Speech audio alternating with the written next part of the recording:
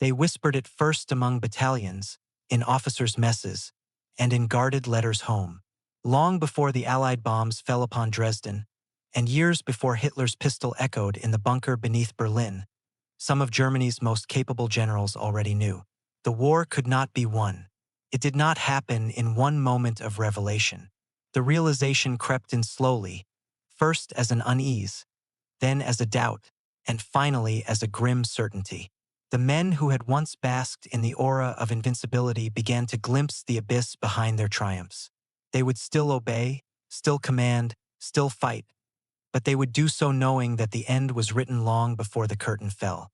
In the early summer of 1941, the Wehrmacht stood at its zenith. In less than 2 years, the armies of Hitler's Germany had conquered Poland, Norway, France, the Low Countries, and much of the Balkans. The generals who had spent the interwar years nursing resentment and constraint now felt vindicated. Their doctrines had worked. The world trembled before their precision and speed. When Operation Barbarossa began on June 22nd, they believed they were witnessing the culmination of German military genius. Columns of panzers roared across the endless plains of the Soviet Union. Field Marshal Fedor von Bock's Army Group Center advanced hundreds of kilometers within weeks. Prisoners flooded in by the hundreds of thousands. By autumn, many officers thought the war would soon end in triumph. Hitler's prophecy of destroying Bolshevism in a single campaign seemed plausible. But beneath the confidence ran a quieter unease. Some officers, veterans of the First World War, recognized a dangerous familiarity. The front was too wide, the logistics too fragile, the supply lines too long. Heinz Guderian's panzer spearheads raced far ahead of their supply convoys, which were themselves struggling with the poor Russian roads and the different railway gauges that forced tedious reloading of all supplies at the border. Motorized divisions were often immobilized for lack of fuel. The infantry, much of which still relied on horses for transport, followed days or even weeks behind. Yet Berlin demanded further advances, ever deeper into Russia's vast interior. By November 1941, as the first snow fell on exhausted troops, that unease hardened into dread. The Soviet Union had not collapsed. New divisions, seemingly from nowhere, appeared from the east. The Red Army, bloodied but unbroken, counterattacked outside Moscow. Then, the true enemy revealed itself: General Winter. Temperatures plunged below freezing, 30, then 40 degrees below zero. The German war machine, designed for a swift summer victory, ground to a halt. Panzer engines, their lubricants turned to useless sludge, refused to start. The actions of rifles and machine guns froze solid. Hydraulic fluid in artillery pieces became thick as tar, rendering them inoperable.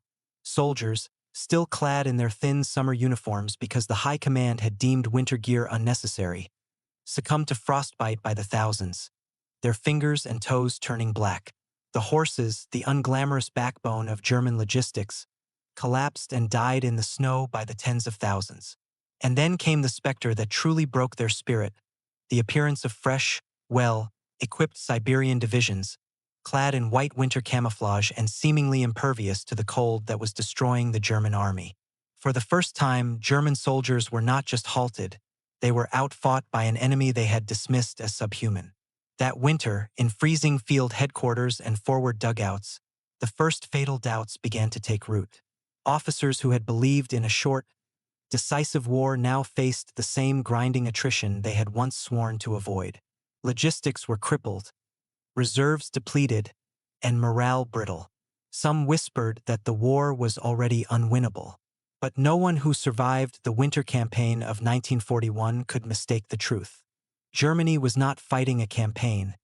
It was mired in a war of exhaustion against a foe it had underestimated in every conceivable way.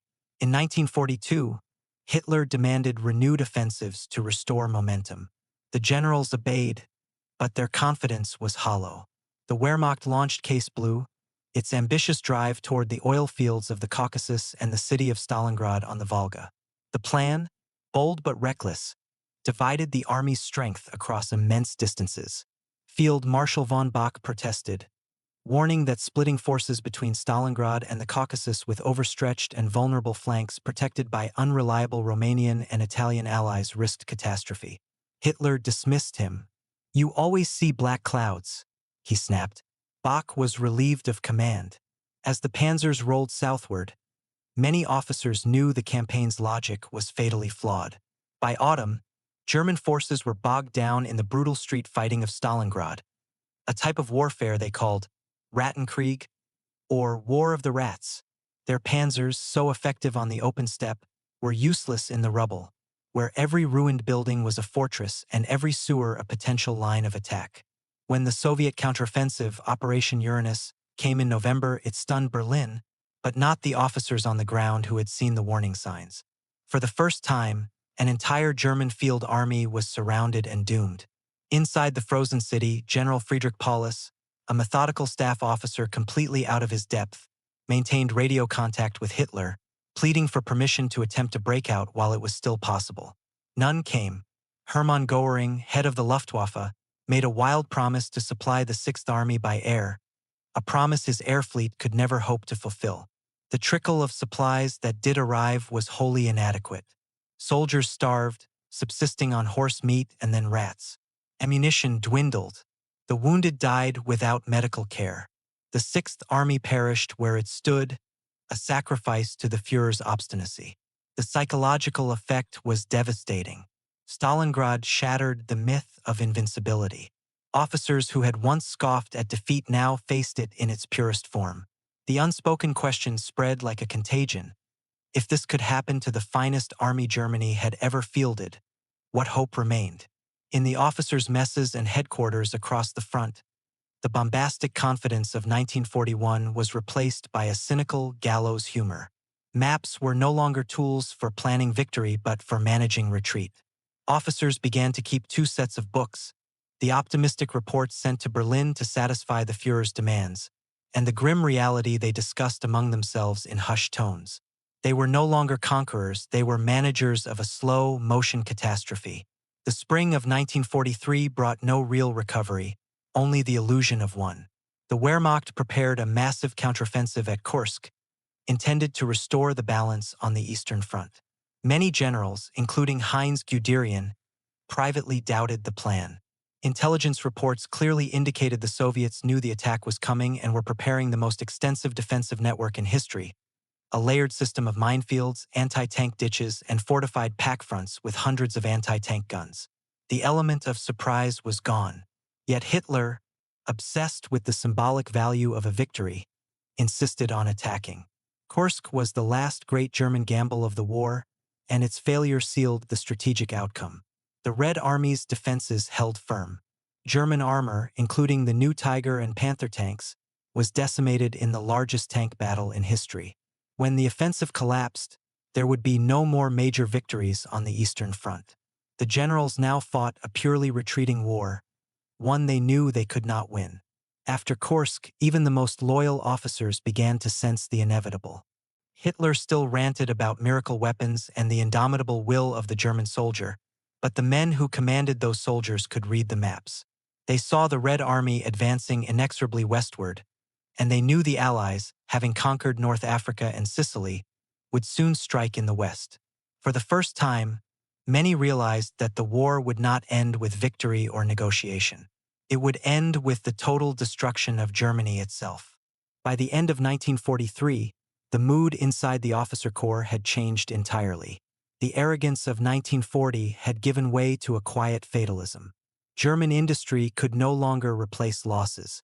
Allied bombers ruled the skies over Germany. The U-boat fleet was being annihilated in the Atlantic. Generals who had once preached blind loyalty to Hitler began to talk in cautious tones about saving what could be saved. Some officers began to contemplate the unthinkable, removing Hitler himself. The idea had surfaced before, but now it found adherents even among high-ranking staff officers. Men like Claus von Stauffenberg, Henning von Treschow, and Ludwig Beck were not merely idealists disgusted by Nazi crimes. They were professional soldiers who had concluded that Hitler was leading Germany to utter annihilation. To kill him, they reasoned, was not treason, it was a desperate act of salvation. Yet such thoughts remained treacherous. The Gestapo was everywhere. Dissent, even in private, could mean death. In 1944, that truth became undeniable. On June 6th, Allied armies stormed the beaches of Normandy. Within days, it was clear that the Western Front could not be held indefinitely. German forces were overstretched, short of fuel, and paralyzed by Allied air superiority. The generals who had once prided themselves on maneuver warfare were now reduced to executing suicidal orders dictated from a map room hundreds of kilometers away. Field Marshal Erwin Rommel, commanding Army Group B, saw the situation with brutal clarity. "The enemy's material superiority is overwhelming," he reported. "Every day we prolong this war is a crime." Rommel quietly urged Hitler to negotiate a peace with the Western Allies, but Hitler's response was fury. When the July 20th plot to assassinate him failed, Rommel was implicated. Faced with the choice between a show trial and a cyanide capsule, he chose the latter. Other generals met similar fates. The failure of the July plot had a chilling effect. A wave of brutal purges followed. The Gestapo's reach extended deep into the general staff, and the bond of trust that had once defined the officer corps was shattered by suspicion and fear. A misplaced word could lead to arrest, torture, and execution by the infamous People's Court. This climate of terror had a paralyzing effect. It became safer to obey a suicidal order from Hitler than to propose a rational alternative. The surviving generals understood that the regime would destroy itself and them with it. Still, they continued to fight, partly out of duty, partly out of fear. By early 1945, Germany was collapsing on all fronts. The country lay in ruins. And yet, Hitler, in the surreal isolation of his bunker, continued to issue impossible orders. Cities were to be held to the last man. Armies that no longer existed were to counterattack. He even issued the Nero Decree, a scorched earth order for the destruction of all German infrastructure, a final act of nihilism. Many generals no longer obeyed. They falsified reports, ignored orders, or quietly surrendered their commands. In April, as the Soviets closed in on Berlin, Hitler raged at his generals, accusing them of betrayal and cowardice. Yet even he could no longer deny what they had known for years. On April 22nd, during a meeting in the Führerbunker, he broke down completely, admitting that the war was lost and that suicide was his only escape. For the generals, the moment carried no relief. They had lived through the disintegration of everything they once believed in. Looking back, one might wonder how men so intelligent could have deluded themselves for so long. The answer lies partly in ideology, partly in pride, and partly in fear. Many of Hitler's generals shared his contempt for democracy and his hatred of communism. To admit defeat was to admit that everything they had fought for had been a lie. Others were trapped by circumstance. To rebel against Hitler was to betray not just a leader, but an entire system of obedience that defined a soldier's identity. The tragedy of Germany's generals was not merely that they recognized defeat too late. It was that even when they did, they lacked the will to stop it. From the frozen steppes of Russia to the rubble of Berlin, the evidence of failure was plain. By 1943, the war was strategically lost. By 1944, militarily hopeless. By 1945, morally bankrupt. But long before the final capitulation, in the quiet moments between battles, many of Hitler's generals had already surrendered in their hearts. They could see what he could not, that Germany's destiny was sealed not in the ruins of Berlin, but in the arrogance of 1941, when they mistook lightning war for omnipotence and mistook conquest for invulnerability. The tragedy of the Wehrmacht was that it kept fighting long after it knew it was beaten. And in doing so, it ensured that defeat would not only destroy Hitler, but the nation he had promised to make eternal. That is how defeat truly unfolded, not in a single climactic moment, but as a creeping awareness that spread through the very men who had once believed they commanded destiny itself.